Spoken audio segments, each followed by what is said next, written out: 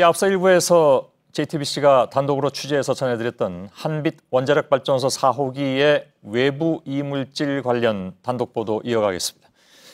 전남 영광의 한빛 발전소, 원전 발전소 바로 앞에 박진규 기자가 지금 나가 있는데요.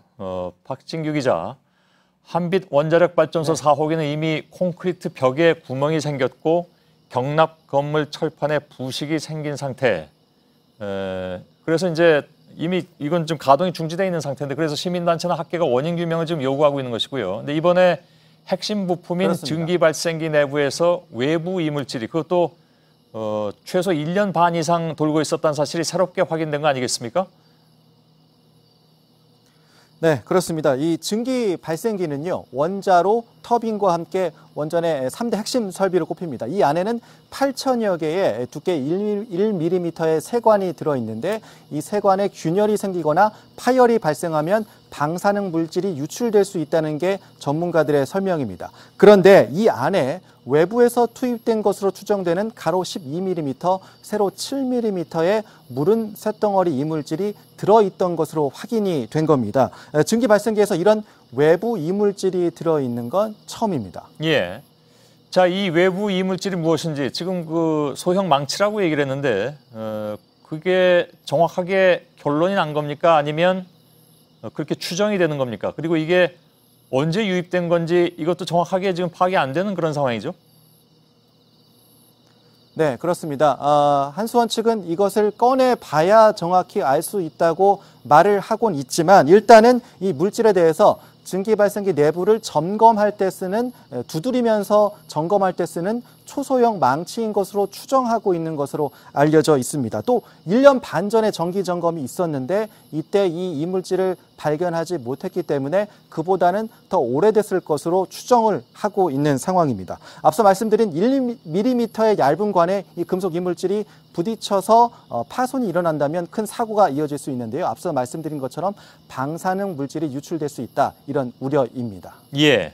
그게 정말 운이 좋아서 그랬는지 지금까지 그게 다른 부분을 파손시키지 않았으니까 망정이지, 만약 그랬다면 이건 뭐 굉장한 사고로 이어질 수 있는 그런 상황이었던 것 같습니다.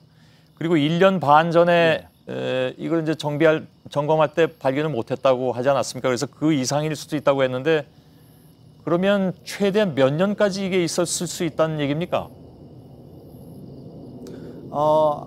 한수원 측은 이것이 타원형으로 돼 있는 것으로 저희는 파악을 했습니다. 그러니까 이것이 어떤 식으로 마모됐는지 이것들은 꺼내서 확인을 해봐야 이것이 어느 정도 시간에 따라서 마모된 것인지를 확인할 수 있다, 이렇게 지금 추정이 되고 있는 상황입니다. 예.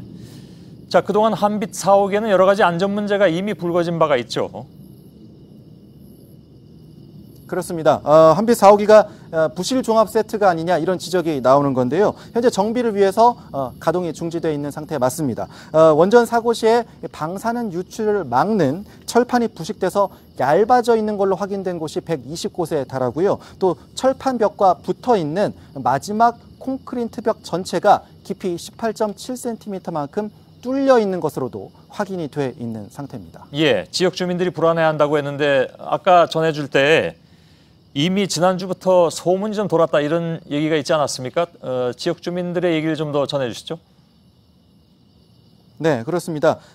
민간인들로 구성되어 있는 민간환경감시위원회 관계자들과 접촉을 해서 이야기를 좀 나눠봤는데요. 7월 달에 2번의 회의가 있을 때는 단순 이물질이라고만 적혀 있었기 때문에 이물질을 제거 중, 또 이물질 발견, 이렇게만 적혀 있었기 때문에 그 상태에 대해서는 파악할 수가 없었는데, 그러다가 지난주부터, 그러니까 이 증기 발생기를, 이물질을 제거하기 어렵기 때문에 아예 교체한다는 발표가 나왔는데, 이때부터 주민들이 약간 이상하게 생각을 했고, 이때부터 이것이 망치다, 외부에서 이물질이 들어간 것이다, 뭐 금속이다, 이런 소문이 돌았다는 겁니다.